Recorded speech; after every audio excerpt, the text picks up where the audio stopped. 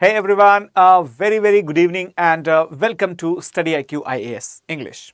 My name is Abhishek Singh and I welcome you all in the second part of our revision of the R.S. Sharma NCERT and the new NCERT plus Tamil Nadu board textbook. Every single source that is the basis of the history preparation. That is, we are going to revise with the help of 100 MCQs and the first part is already live yesterday. You can watch that if you have not watched it yet. And today we are going to do the second part. In this, we are going to do 15 questions which will be based upon these textbooks.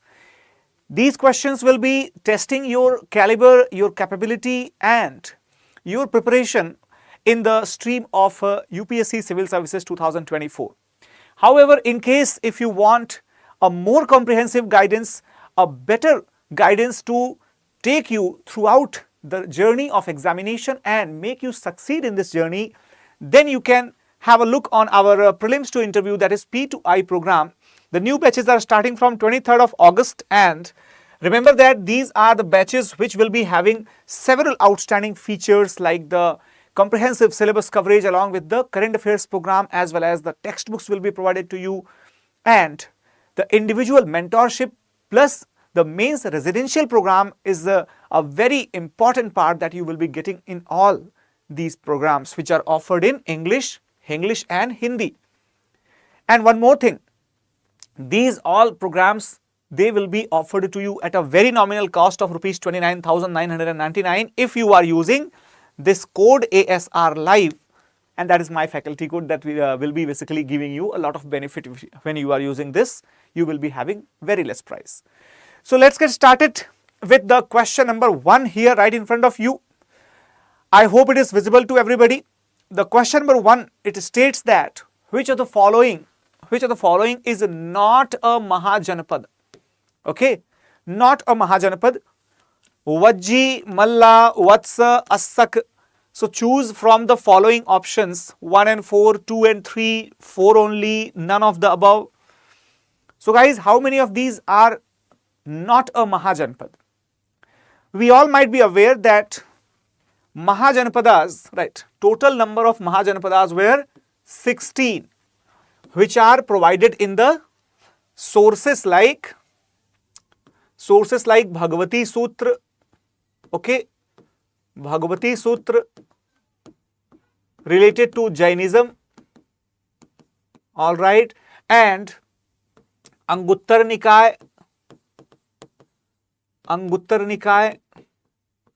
related to Buddhism, and apart from these, the different number of Mahajanpadas, so different numbers of Mahajanpadas, they are described in the Mahabharata, okay.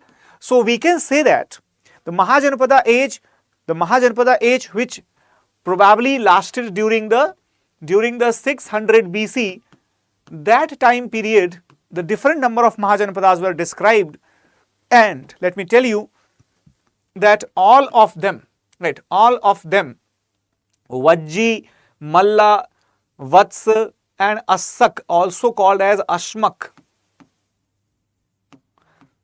all of them were the part of Mahajanpadas. So therefore the right answer here is option number D, that none of the above is the right answer. None of the above is right answer, okay, because all the 4 were a Mahajanpad. Moving further to the next question, consider the following: Bodh Gaya, Sarnath, Kusinara, Ujjain. So which of the following is not associated to the life of Buddha? Not associated to the life of Buddha. Okay, so I think most of you might be aware that Bodh Gaya, that is related to the place where Buddha obtained the enlightenment, okay, under the Bodhi tree. Then Sarnath is that place where Buddha delivered his first sermon, and Kusinara or Kushinagar is that particular place where Buddha attained his Mahaparinirvana. So Ujjain is probably that place which is not associated with the Buddha. Alright everyone.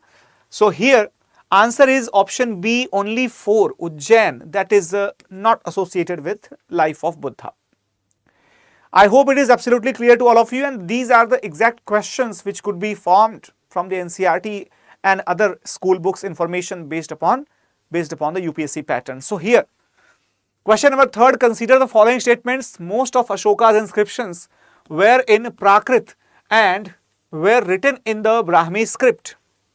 Got it? The first one, Dhamma Mahamatta were officials appointed by Ashoka who went from place to place teaching people about Dhamma.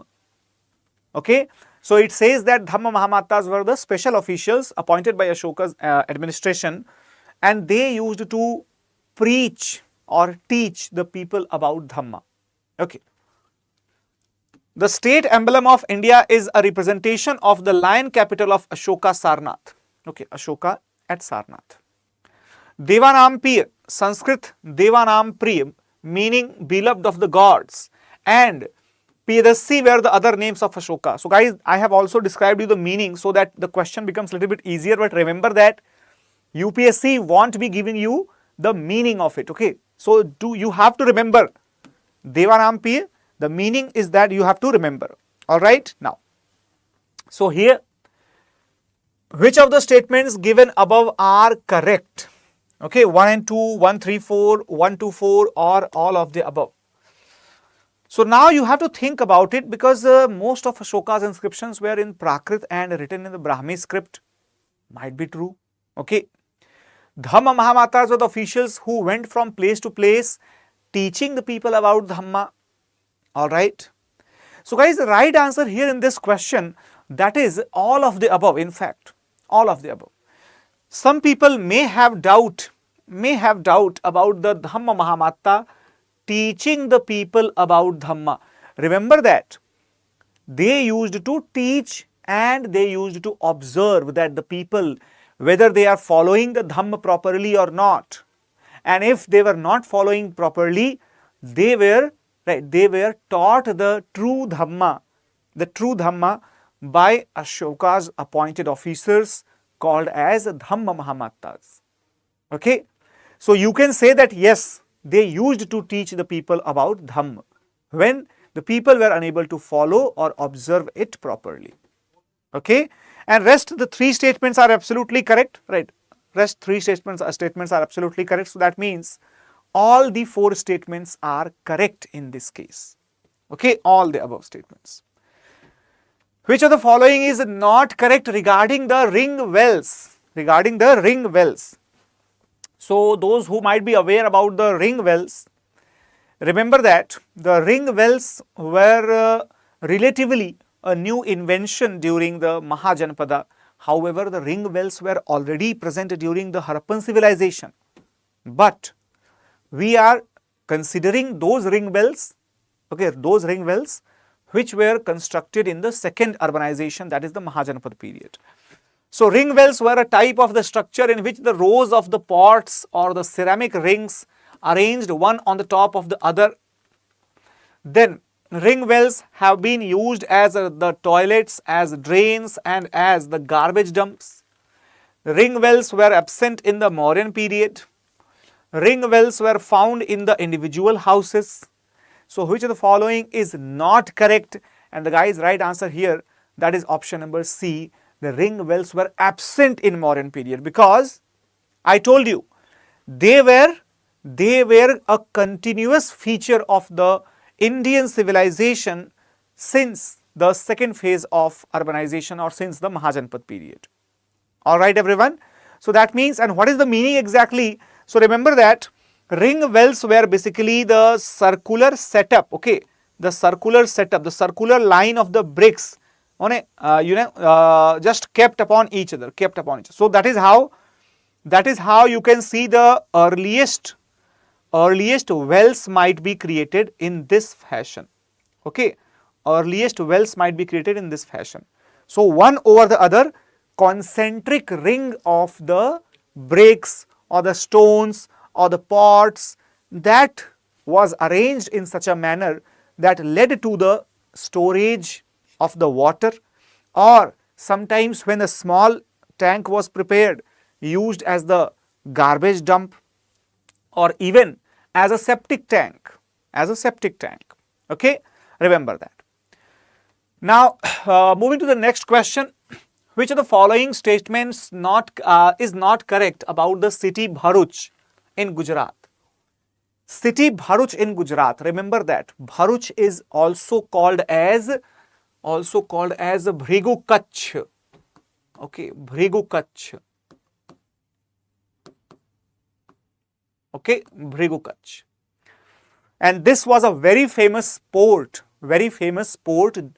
in the Mauryan as well as in the Gupta period, even during the later Gupta period also. It was a very famous port. Got it?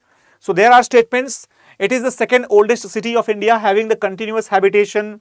In the Greek and Roman, it was called Barigaza, and it was located for the import only. Then it is mentioned extensively as a major trading partner of the Roman world. So how many of the above, which of the above statements is not correct about the city Bharuch? All right, everyone. So right answer is option number C. See, whenever you find such a statement that Bharuch is only for the import, is it really only for the import? Or in the world, where do you find any seaport which is only for the import? Not possible. Any seaport, particularly during the ancient India or the medieval India, when India used to produce and dominate substantially the export market in the entire world, then how can you even imagine that any seaport might be useful only for the imports? So it is simply not possible. So the third option is naturally not correct. Okay. So right answer is option number C. Remember that when you talk about Bhrigu Kutch or Barigaza, so here this was located, okay, here this was located in Saurashtra coast, and this Bharuch or Bhrigu Kutch, this was actually one of the oldest, okay, one of the oldest cities which are continuously inhabited. Okay, continuously inhabited. And not only that, this city also finds the mention, during the Mahajanpad, during the Mauryan period, during the Gupta period, and since then continuously it is established even today also. Got it, everyone? Now the next question is here. Which among the following were important seaports of the ancient Chola kingdom? Ancient Chola kingdom, remember that ancient Cholas, which means during the Sangam period we are talking about. We are not talking about the great Cholas of the 9th, 10th century, not about them. This is about the ancient Cholas. Puhar, Madurai, Motupalli, Bharuch. So which among the following was or were the important seaports? Only one of these, only two of these, only three of these, and none of these. How many among the four options were the important seaports during the Chola period, ancient Chola kingdom?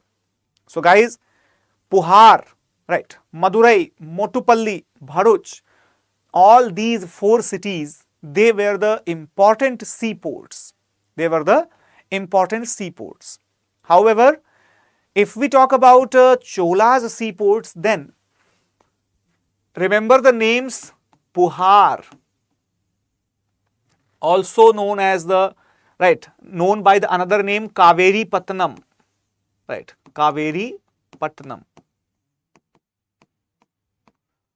and Arikamedu, okay, Arikamedu. All right. Guys, these were some of the famous port cities during the ancient Chola period, and Madurai related to the Pandyas, okay, related to the Pandyas, and Motupalli, it was located, it was located on the Coromandel coast, Coromandel coast, but not under Cholas. Okay, and Bharuch is on the western coast. Western coast, that is Gujarat. Okay, Gujarat. So here, how many of them were exactly under the Chola kingdom? Only one of them, that is only Puhar, that is the right answer. So only one of these is the right answer. Question number 7th, list 1 and list 2, consider the following pairs and which of the pairs given above are correctly matched. Pepper, black gold, silk from China, Momender, 3 chiefs, and Dakshinapath Satavahanas. Dakshinapath Satavahanas. So 1, 2 and 3, 1, 3 and 4, 2, 3, 4 and 5, 2, 3 and 4, right, and all of the above. Okay, all of the above. So how many of them are exactly correctly matched? Which is the right answer? The right answer about it, that is option number D, all of them are correctly matched. Guys, remember that when we were studying about the Sangam age, we are aware that pepper, that is basically described as the black gold. In fact, pepper is also known as the Yavan Priya. Yavan Priya. Right? Why is it called as a Yavan Priya? Because it was exported to the Yavanas. Yavan means the to the Greeks or basically the European merchants. Okay. So that was their favorite. That's why it was called as a Yavan Priya. Silk was imported from China, of course. Movender, right. The three chieftains in the Pandyan kingdom, they were basically known as the Movenders. And Dakshinapath was basically the area or the region which is known as Deccan in today's time. That area was occupied by Satavahanas. So that's why right answer is option number D. Question number 8. Consider the following statements. Kanishk organized the 4th Buddhist Council where scholars met and discussed important matters. Okay. Buddhacharit, the biography of Buddha, was composed by Ashwaghosh. Very, very easy, simple question. Very easy and simple question. What should be the right answer to this question, everyone? Kanishk organized the 4th Buddhist Council.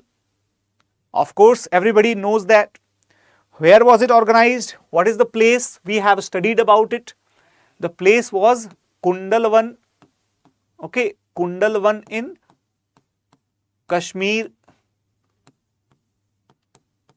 And when was it organized? The time period was approximately 95 to 100 AD.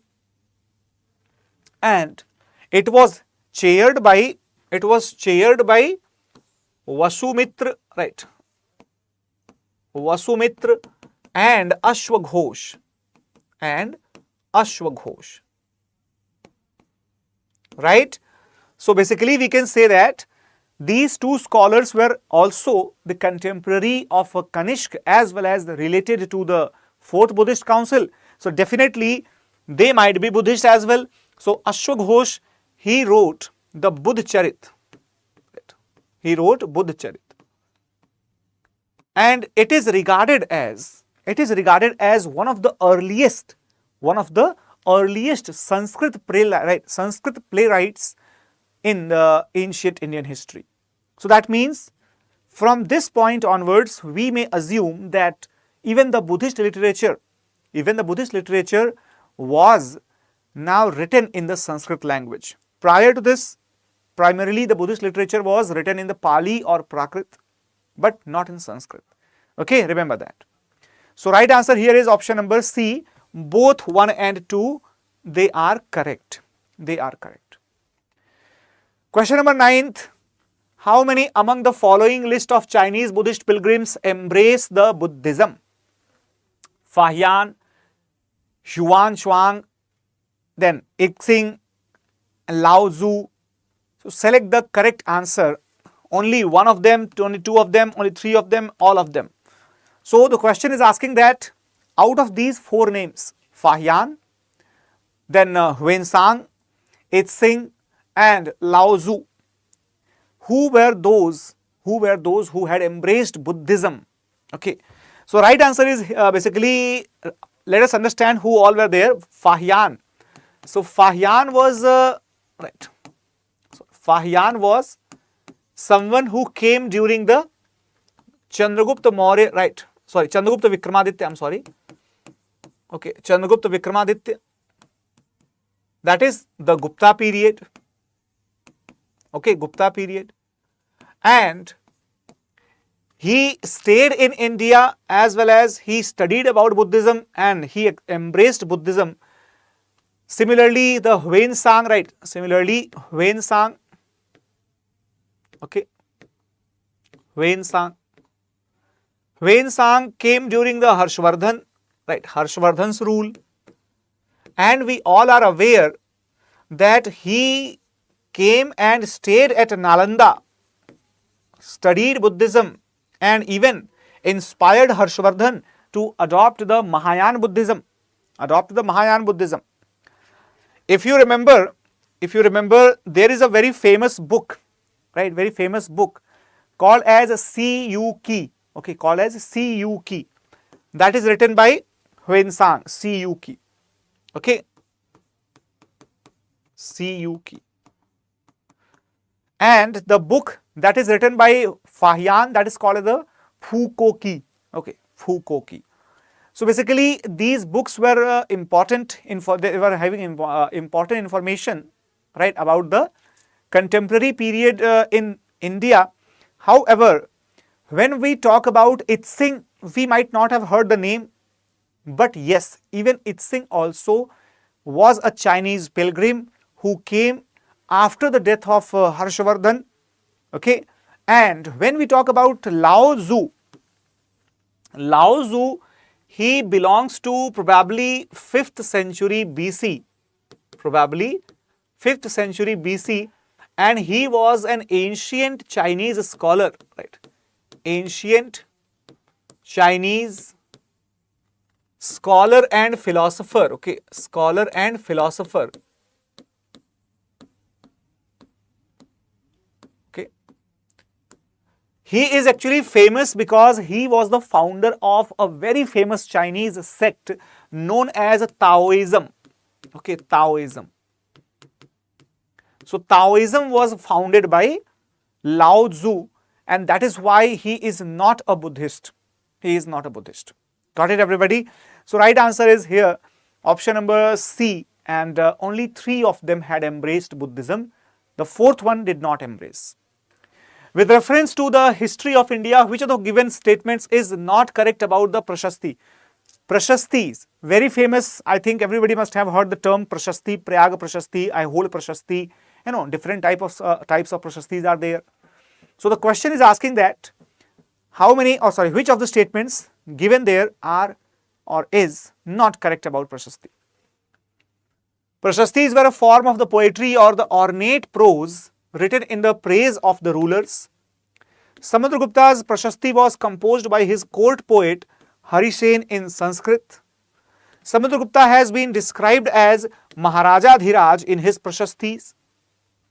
Samudragupta built Allahabad pillar to inscribe his Prashasti. You have to tell that exactly which statement is not correct about Prashasti. So it is a very, very easy question, simply based upon the NCERT descriptions. And when we study or when we read these 4 statements, let me tell you that Samudragupta, his inscription or his Prashasti at Prayag, that is inscribed on the same pillar, which was installed and rather built by Ashoka. The same pillar built by Ashoka had the inscriptions of Ashoka as well, which is called as the Queen's Edict or the Queen's Minor Pillar Edict. In that edict, the wife and the son of Ashoka, their names are mentioned. On the same pillar, Hari Sen described the achievements of Samudragupta, and that is known as the Prayag Prashasti. So the right answer here is option number D, because this statement is not correct. Samudragupta did not build the pillar. Remember. Consider the following statements. the rulers of Aryavarth surrendered to Samudragupta after being defeated, and he then allowed them to rule again as the subservient. He was defeated by the ruler belonging to the Chalukya dynasty, Pulkesin II. Descendants of the Kushanas and Shakas were uprooted, and their kingdoms were made a part of Samudragupta's empire. So, which of the following statements is correct regarding conquests of Samudragupta? Okay. So, regarding the conquest of Samudragupta, regarding the Prashasti as described in the Prayag, how many of these statements are correct? Okay. So, how many of these statements are correct? 2 and 3, 1 and 3, all of the above, or none of the above? If you read these statements carefully, then you realize that the second statement that cannot be correct. Why? Because Samudragupta was not defeated by Pulkesin II. It was Harshvardhan who was defeated by Pulkesin II. So, this is absolutely wrong. That means, right, not possible. So, right answer here is option number, right answer here is option number, I think this is by mistake here. Option number D, okay, option number D is the right answer here, because the rulers of Aryavarth surrendered to Samudragupta after being defeated. Their area was annexed, their kingdom was annexed. Okay, Aryavarth rulers, that means the rulers of northern India, their kingdoms were annexed when they were defeated by Samudragupta. Whereas the Kushanas and the Shakas descendants, which were living in the northwest, their kingdom, that was not annexed. They were defeated, but they were allowed to rule, given that the annual tribute was paid to Samudragupta. Right? That is why all three statements here, they are not correct. They are not correct. So, right answer is option number D, none of the above. Okay, right answer is option number D, none of the above. Question number 12. Nagar Shreshthi, right, consider the following. Nagar Shreshthi, chief judicial officer of the city. Sarthvah, leader of the merchant Karwa. Pratham Kulik, chief craftsman. So, which among these pairs are correctly matched pairs? Okay, everyone? Yes, definitely, Lekam, definitely. So, here let me tell you that options that you are able to see here, 1 and 2, 2 and 3, all of the above, none of the above. Nagar Shreshthi. Guys, remember that during the Gupta period and post-Gupta period, the administration of the town that was handled by the Nagar Shreshthi, who used to be the chief merchant, of that particular region, that particular market or town. Sarthvah used to be the chief Karwa trader, okay, the chief merchant in the Karwa. What is the meaning of Karwa trader or Karwa merchant? The merchants who used to go and travel to the distant places in order to do their trade and business. Like today, we have the traveling business, traveling jobs, like that only. Pratham Kulik was basically the chief craftsman, right? However, if we say that there were another officer as well, like Pratham Kayasth was there, Pratham Kulik was there, Pratham Lipik was there. So, different officials, they used to become the members of the organization, the institution known as Adhikaran. These Adhikarans, they used to administer the towns. Okay, the towns. Okay. So, these Adhikarans were headed by Nagar Shreshthi. So, the right answer here is option number 2 and 3, because Nagar Shreshthi was not related to the judiciary. I told you he was related to the trade. Okay. So, chief merchant, not the judicial officer. Next question, in context of the inscriptions of the Pallavas, consider the following statement. Pallava inscriptions obtained from the places near Kanchi. Okay. Sabha was a local assembly which looked after the irrigation, agricultural operations, making the roads, local temples, etc., etc. Ur was a village assembly found in the areas where the land owners were not Brahmins. Okay. So, which of the given statements is correct? One only, two only, all statements, and none statements. So, as we all might be aware that during the Pallava period, there was a system which had already started in the Deccan area or in the southern India even, the system of the land grants. Remember that in Indian history, the earliest record of the land grants that appear in the Satavahan dynasty.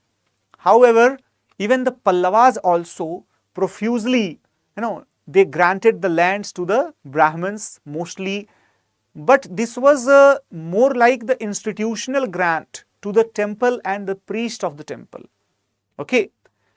So, here the temples and the priests as well as their relatives and the families, etc., they used to make an assembly called as Sabha, and that Sabha, it was basically entrusted with the responsibility of the local administration for each and everything, including the revenue collection, including the irrigation, including the maintaining the law and order, agriculture. All the things were taken care by the Sabha. Sabha was basically the example of the local administering body, right? Similarly, the Ur, okay, the Ur. What was Ur? When we had the village assembly where the Brahman priests, they were not living, but the common people used to live, that type of village assembly was called as Ur. And this is to say that both the statements are correct. Okay, both the statements are correct. Right answer is option number C. C is the right answer. Now, next question, consider the following statements. The word stupa means a mound. Okay. The tradition of the stupa is related only to the Buddhism. The small box placed at the center or the heart of the stupa mostly contains bodily remains of the Buddha or his followers or the things that they used. The stupa of Sanchi is the oldest surviving stupa in India. So, how many of these statements are correct or is correct? Only one statement, only two statements, all of the above statements are correct, or none of the above statements are correct? How many of these statements are correct?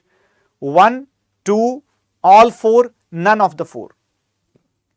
Try to answer this question, everyone. It is I would say, comparatively easy question. I think in the 2022, you might have seen that 2023 as well as, right. So, in the last 2 years, UPSC completely changed the pattern of asking questions. However, I can suggest to you that even in these patterns as well, if you are aware about the exact information, they are not going to create any problem for you. For example, here, stupa means a mound is absolutely correct. Absolutely correct. Okay, stupa means a mound. Mound here, what is the mound?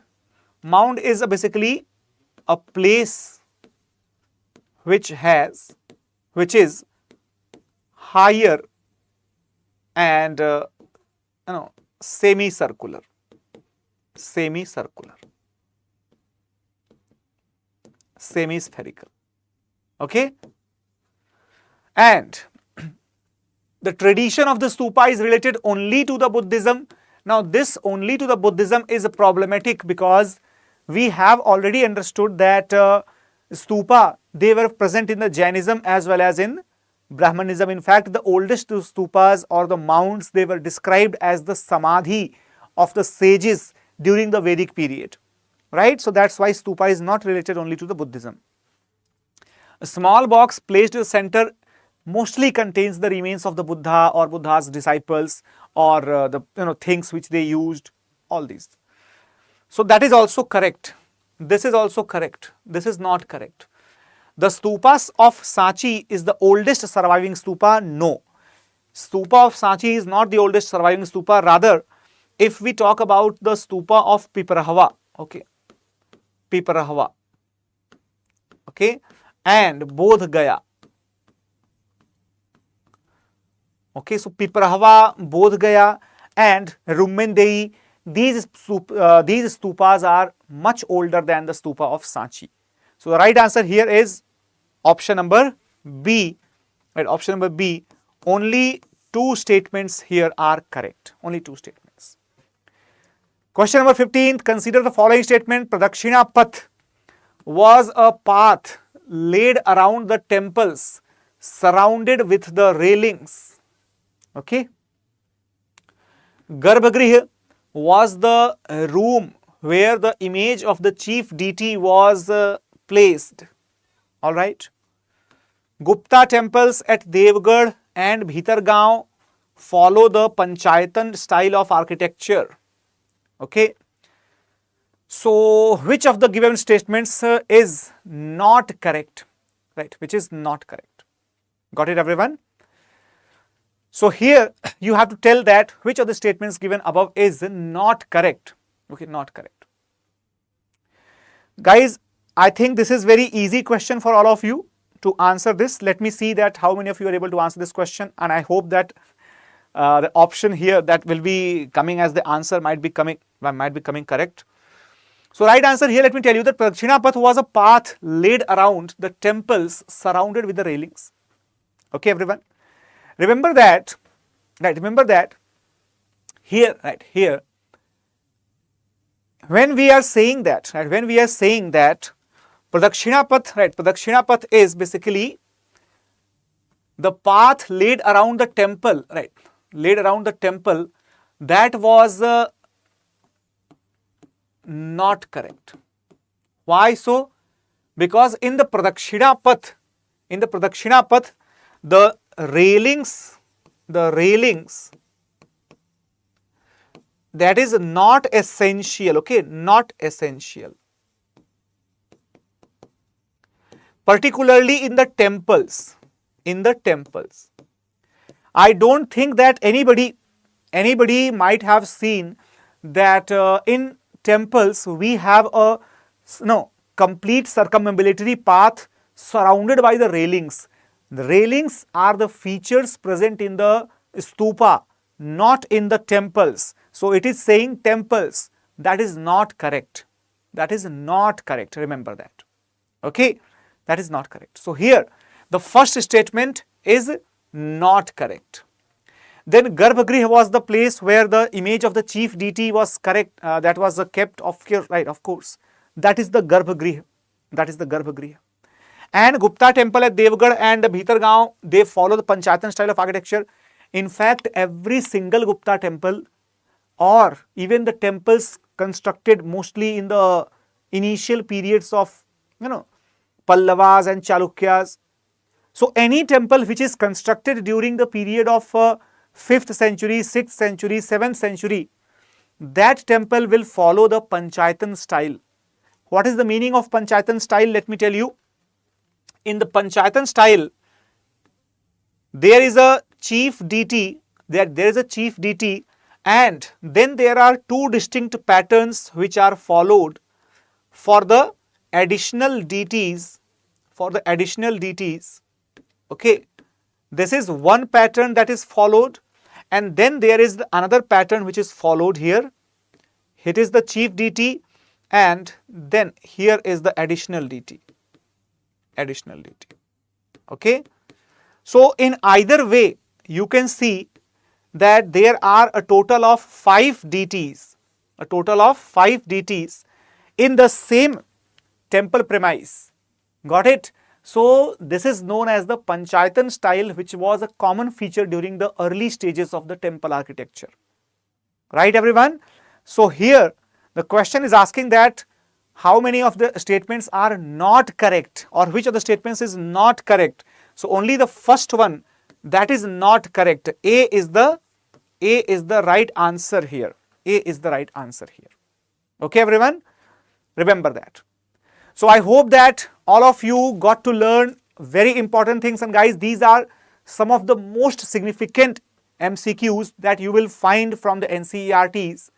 So try to share this session as much as you can, because this is the very important session that must reach to the maximum number of people, and this is why it is very important to share this session with your friends as well. And as we are concluding this session, so let me tell you about the P2I batches, those who have joined the session late. Guys, in case if you are preparing for the Civil Services Examination 2024, then now it is the time not to delay further, because this is the end of August that we are reaching right now. It is the second half of the August has already started. This is why StudyIQ has especially provided this evening batch for the students who are aspiring for the next year.